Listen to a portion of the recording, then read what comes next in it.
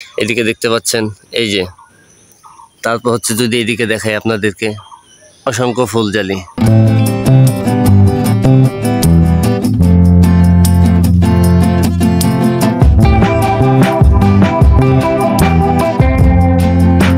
আসসালামু আলাইকুম, সবাই কেমন আছেন? আশা করি সবাই ভালো আছেন। তো আজকে যে বিষয়টা নিয়ে হচ্ছে আপনাদের সাথে শেয়ার করব সেটা হচ্ছে নেট হাউসে এই মুহূর্তে যারা বেগুন চাষ করছেন বা করতেছেন বা করেছিলেন তারা কি কি সমস্যার সম্মুখীন হচ্ছেন এবং আমি কি কি সমস্যার সম্মুখীন হচ্ছি নেট হাউসে বেগুন চাষ করে, তো সেটা নিয়ে আজকে হচ্ছে আপনাদের সাথে আলোচনা করব। তো চলুন দেখা যাক আমার নেট হাউসের ভিতরে পরিবেশটি কীরকম আছে। এটা হচ্ছে আমার প্রবেশপথ নেট হাউসের। তো এর মধ্যে প্রচণ্ড ঘাসে ভরপুর প্রথমত কথা। দ্বিতীয় কথা হচ্ছে আমি কিছুদিন আগে একটা ভিডিও দিয়েছিলাম যে নেট হাউসের মধ্যে গাছের গ্রোথটা অনেক বেড়ে যায়। তো তারপর হচ্ছে আমি কিন্তু গাছের ডালপালাগুলো ছাঁটাই করে দিয়েছিলাম। তো ছাঁটাই করে দেওয়ার পর এখন হচ্ছে যে আমার গাছগুলি আবার আগের মতো সাবেকে পরিণত হচ্ছে, তবে এর মধ্যে ফুল ফল এখনও কিন্তু আসতেছে না।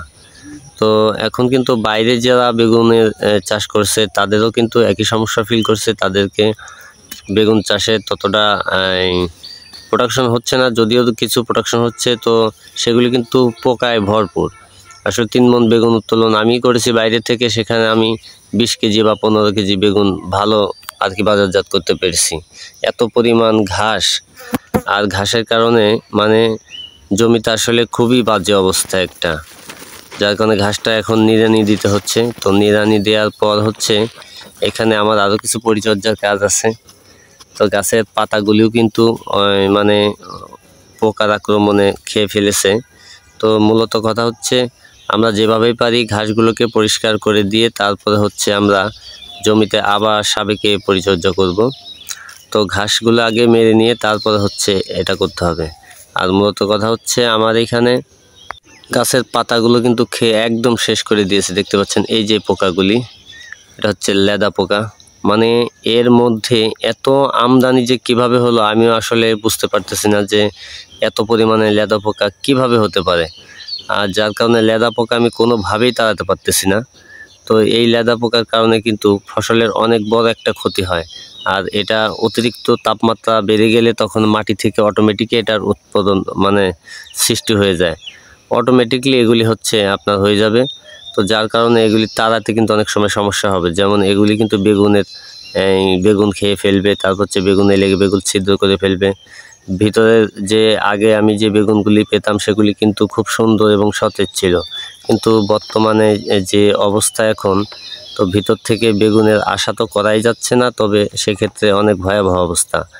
আর বাইরের বেগুনের কথা তো বললে সেটা অন্যরকম, যে বাইরে থেকে বেগুনগুলি তুললে সেগুলি আপনার হয়তো 1 মণ হারভেস্ট করলে সেখান থেকে 20 কেজি বা 10 কেজি ভালো পাওয়া মুশকিল। এখন 50%-এর বেশি আপনার এখানে নষ্ট হয়ে যাচ্ছে। তো যাই হোক, ভিতরে ঘাসগুলো পরিষ্কার করার পর হচ্ছে আমরা যে লেদা পোকা দেখতে পেয়েছি এগুলি আসলে মাটি থেকে উৎপন্ন হয়, যার কারণে আমরা মাটিতে একটি আছড়া দিয়ে চাষ দিয়ে হয়তোবা মাটির নিচে কিন্তু আমি দেখেছি যে অনেক ধরনের পোকা এখানে বা পোকার ডিম আছে। তো সেই ডিমগুলি ধ্বংস করার জন্য আমি এগুলি মাটি আগে আছড়ে নিয়ে তারপর হচ্ছে কিছুক্ষণ রোদে শুকাবো, সম্ভবত 1 দিন শুকানোর পর তারপর হচ্ছে এইখানে আমি কার্বোফোরান যেটা 10G আছে সেটা হচ্ছে রাগবি, ওই রাগবিটা খুব ভালো কাজ করে এই পোকার জন্য, সেটা আমি মাটিতে দেবো। এবং হচ্ছে গাছে আমি অ্যামাক্টিন বেনজয়েড গ্রুপের ওষুধ এবং 55 ইসির যে কোনো একটা ওষুধ দিলেই হবে, যেমন হচ্ছে আপনার ইসিমিক্স, তারপর হচ্ছে রেমিকজিম, এগুলো একটা ওষুধ দিলেই আর কি এটা সহজে দমন করা সম্ভব। তো যার কারণে হচ্ছে আগে মাটিগুলি আস্তে এখানে শুকাতে দিতে হবে, তারপর হচ্ছে দেন আমি ওষুধ দিয়ে তারপর এখানে এই জমিতে সেচ দিয়ে দেবো। তো এভাবে ছাড়া কিন্তু কোনোভাবে আসলে সম্ভব না। আসলে একটা কিন্তু অবাক করার বিষয়, সেটা হচ্ছে যে নেট হাউসের মধ্যে কোনো শোষক পোকা এবং কোনো উড়ন্ত কোনো পোকার আক্রমণ নেই বললেই চলে, খুবই কম। যার কারণে হচ্ছে নেট হাউসের মধ্যে বা এই নেটের মশারি ঘরের মধ্যে আপনারা চাইলেই যে কোনো সম্ভব ফসল আপনারা চাষ করতে পারবেন। আসলে ওই যে অনেকে বলে যে পরাগায়নের সমস্যা, আসলে এটা ভুল কথা। তো আমি যদি প্র্যাকটিক্যালি আপনাদেরকে দেখাতে চাই যে আমার এইখানে ট্রায়াল স্বরূপ দুটি করলার গাছ ছিল আর কি, ছোট করলা, ছোট সিগমেন্টের।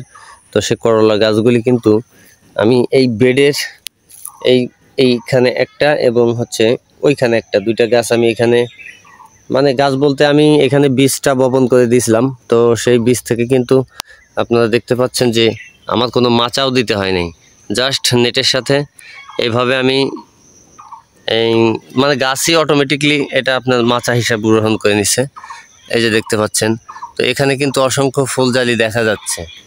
তো আমি কিন্তু গত পরশু এখান থেকে অনেকগুলি করলা আমি নিয়ে বাসায় খাওয়ার জন্য নিয়েছি। এদিকে দেখতে পাচ্ছেন এই যে, তারপর হচ্ছে যদি এদিকে দেখাই আপনাদেরকে, অসংখ্য ফুলজালি, মানে আপনি কল্পনাও করতে পারবেন না। তারপর হচ্ছে এই যে এইদিকে দেখতে পাচ্ছেন এই যে, তারপর হচ্ছে এই যে এখান দিয়ে, মানে মোট কথা অনেকই আছে। তো যাই হোক, আপনারা কিন্তু আসলে চাইলে এখানে কিন্তু পরাগায়ন আমার মানে কোনো ব্যবস্থা নেই যে এখানে কোনোভাবে কোনো পরাগায়নের সিস্টেম আছে বা আমি পরাগায়ন করিয়ে দিয়েছি, এই ধরনের আসলে কোনো ভুল কথা। তো আপনারা চাইলে কিন্তু, যদি আমি তো এখানে আসলে কোনো রকম কোনো কীটনাশকই আমি এর মধ্যে স্প্রে করি না। ভিতরে আমার বেগুনি বলেন এবং হচ্ছে এই কিছু মরিচ ছিল, তো এই যে এই গাছগুলি মরিচও আমি কোনো রকম কোনো স্প্রে করি না এখানে।